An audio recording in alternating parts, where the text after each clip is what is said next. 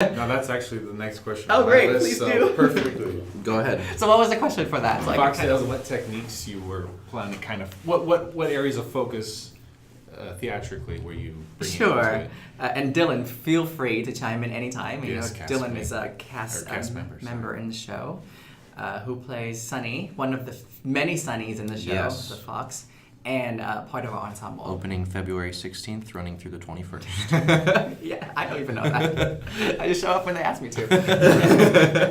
Yeah, what has your process been like for Oh, it's designing been the show, fantastic. directing the Yeah, show? and as you know, I've been kind of stepping into a larger role for the show, and just to be able to be in the middle of it all. I've never had to answer so many emails in my entire life, but it's part of the process, and to get to know people and watch their process and learning boundaries. I think was a big thing for me. Like, how much can I as a director? as a director, because I have a very specific vision, but also letting other people bring in the ideas so that we can collaborate effectively, so Yes. that this is a group effort, and that specifically was just designers.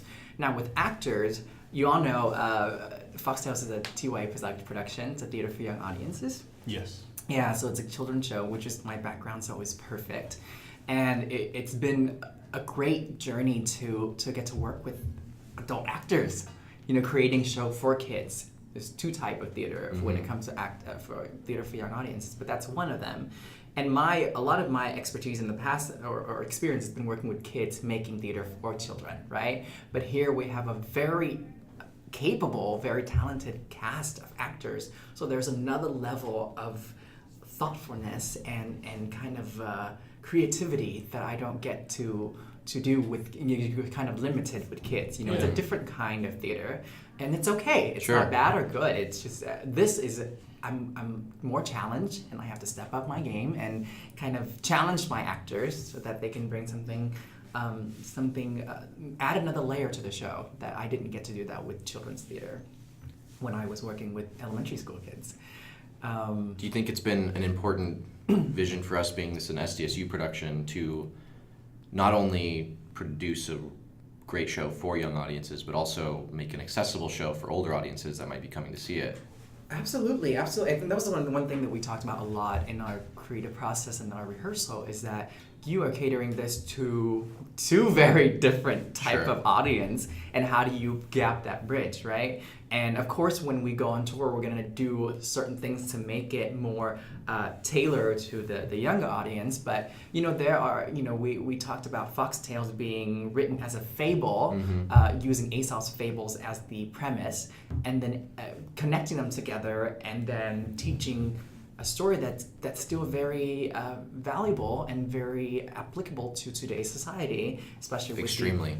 with bullying and you think bullying is on the playground. No, it's in our government right now. It's everywhere. And judging people who are different from you. You can read that to kids in 5th grade, but also now with Their immigration and all these things. So there you can draw a parallel, and I think that goes back to the question of what kind of theater I like to make, is that theater that can change people's mind and people's lives, right? That can help a cause. I ever want to get political in a show. That's just not me. But if we can kind of send that message out in the world and let people decide, I think that's even more powerful. And I think there's a common misconception with musical theater that it's more about the entertainment, but I totally believe that there is an opportunity in a lot of musical theater shows to invoke It's change. a huge misconception. There's a lot of heady, very big thinking show, because you think song and dance, right? But really, all the song and dance are telling a story and contributing to the overall storytelling in some way, shape, or form, right? What else can I say? I mean, it's been an absolute joy to work with this cast. I think it was very fun. No, I'm serious, and the kind of level of dedication that we get from our actors is, it's been a joy. And we continue to do that as we go. We got the show blocked and choreographed and done, so it's very fun. And now we get to really get deep in there. And I'm glad that we had another 2-3 weeks to do so before we put this hopefully very polished show.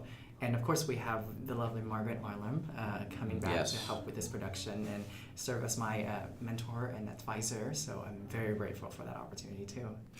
I'm sorry, did you mention earlier that you said Foxtales is going on tour?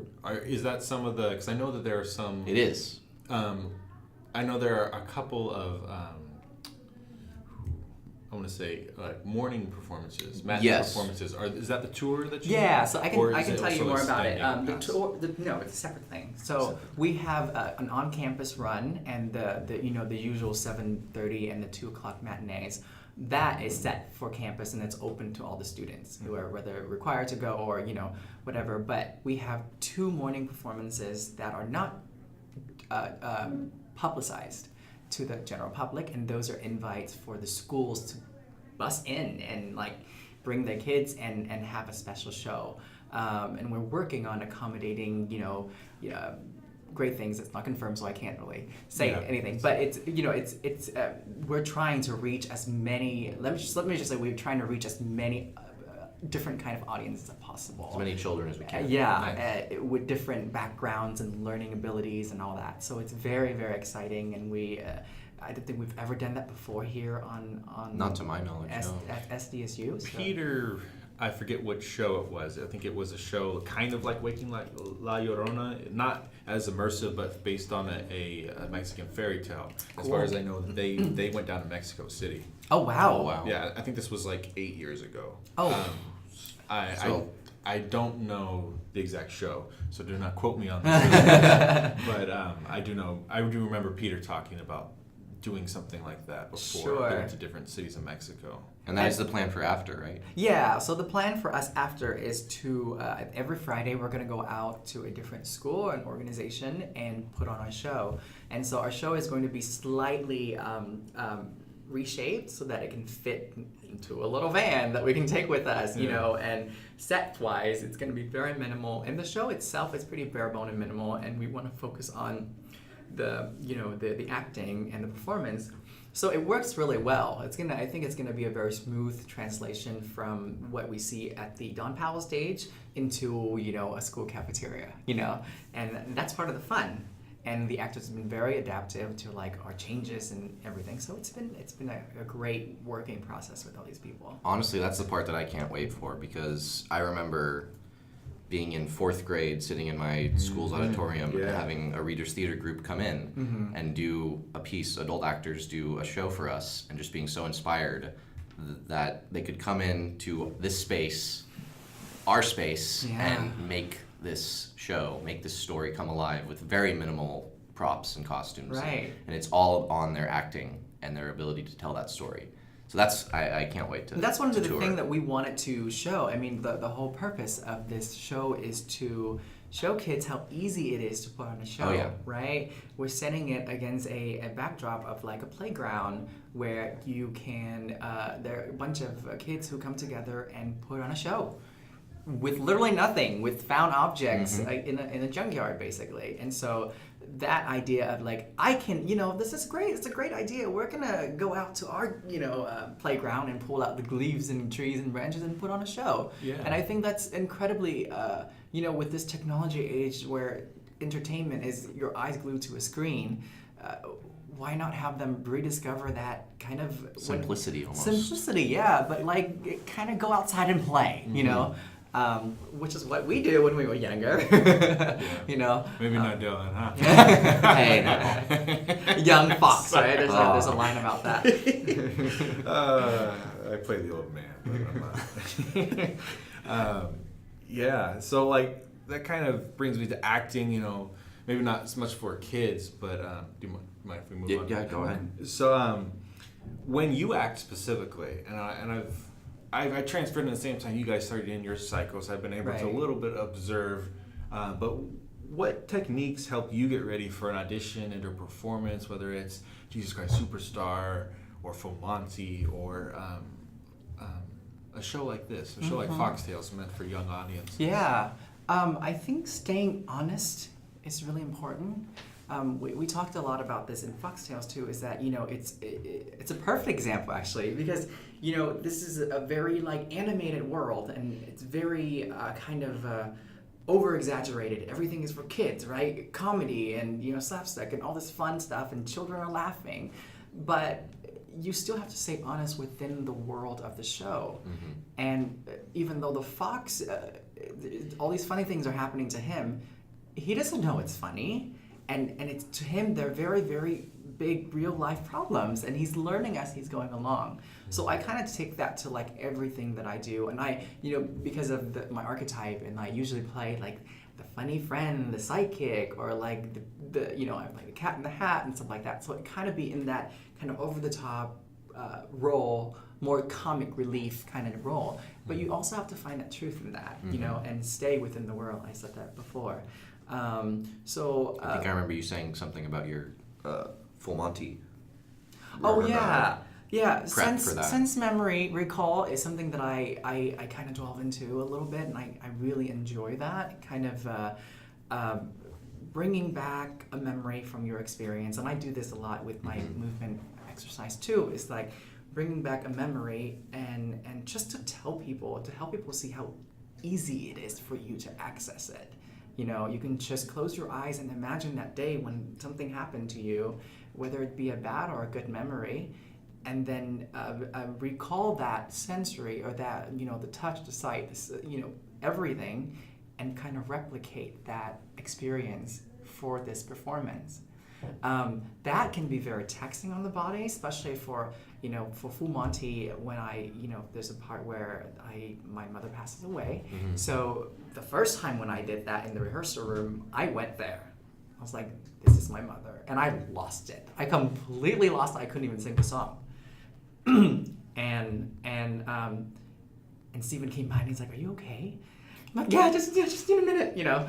And that got me started. Like, okay, I know I can get to that place.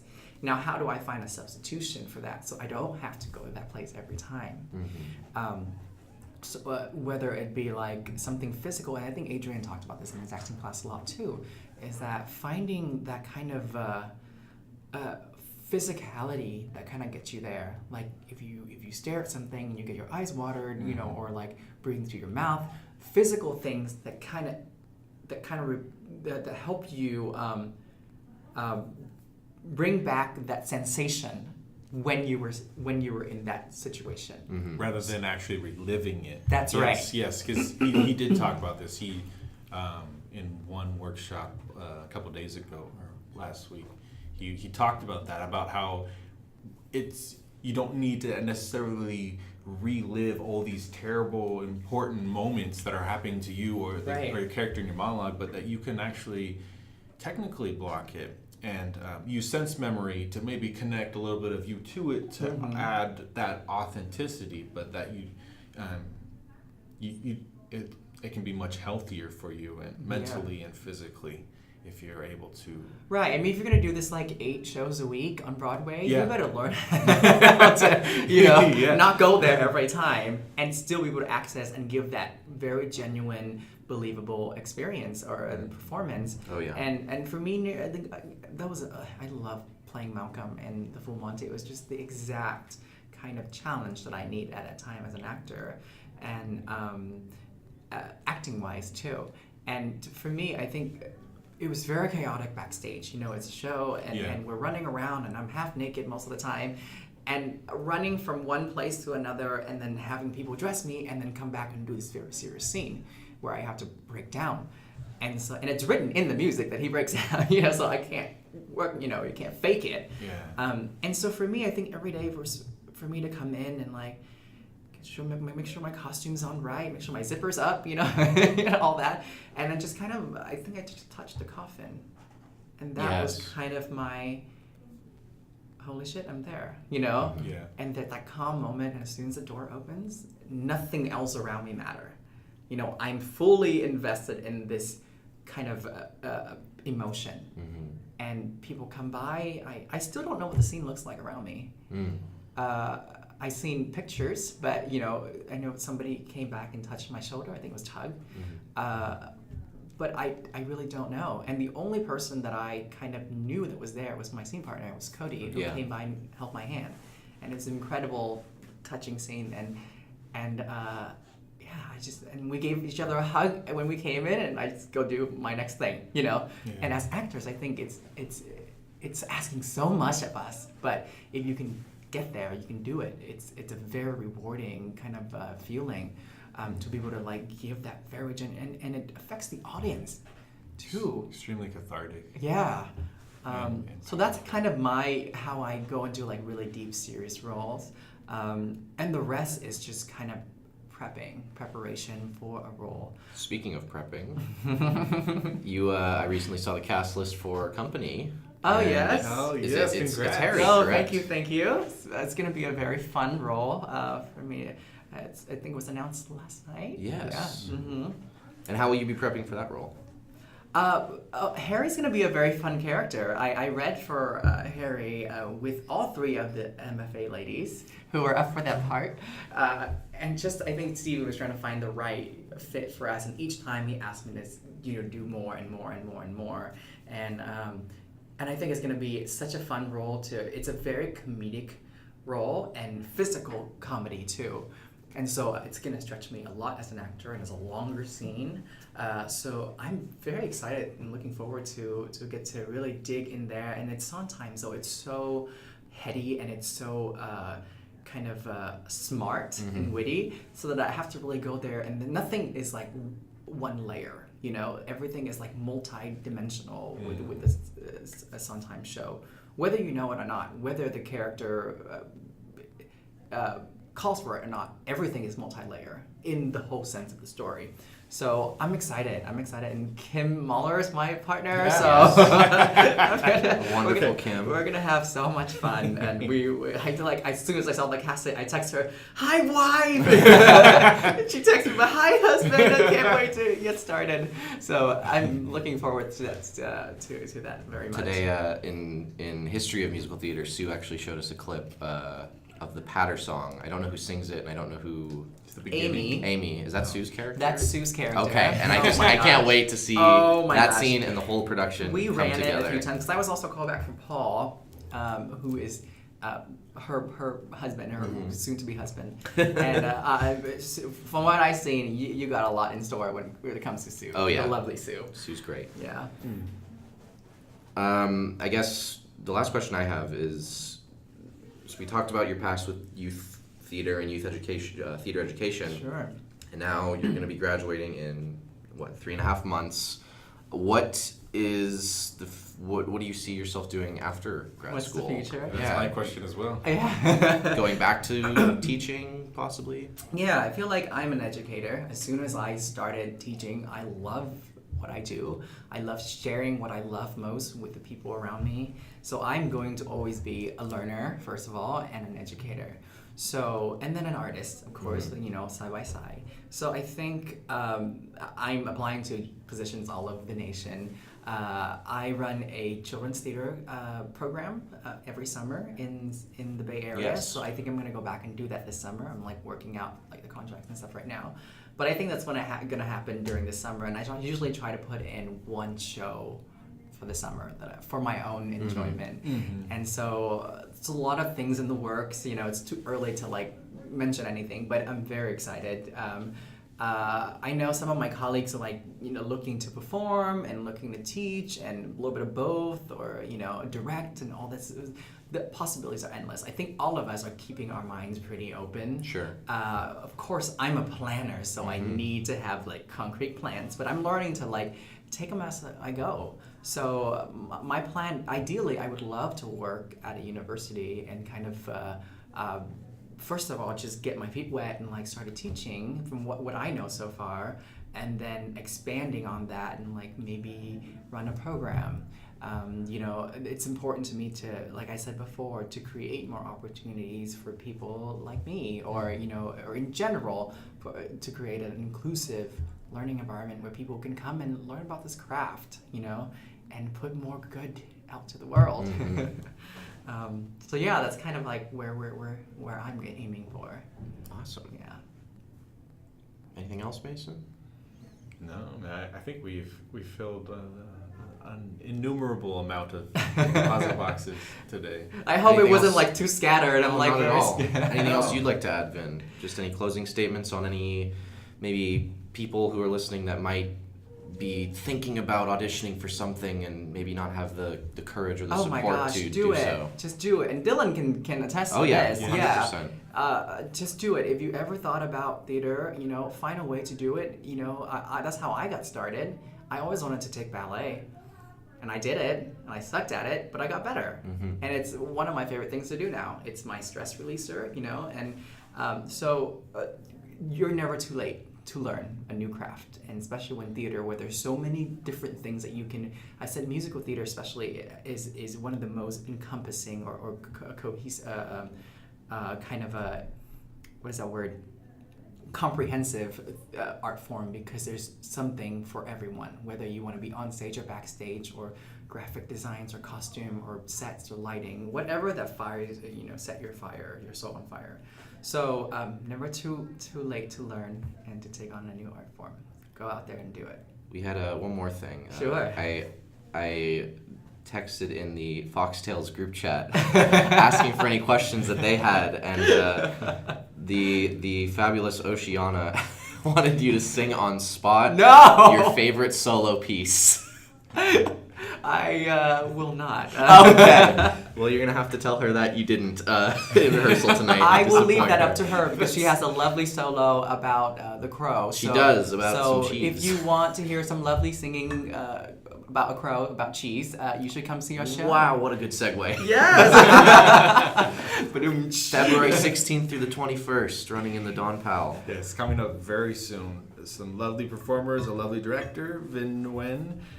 This has been Opening the Vault. I am Mason Banks. Dillon Dilpickle-Hoban. And Vin, thank you so much for having me.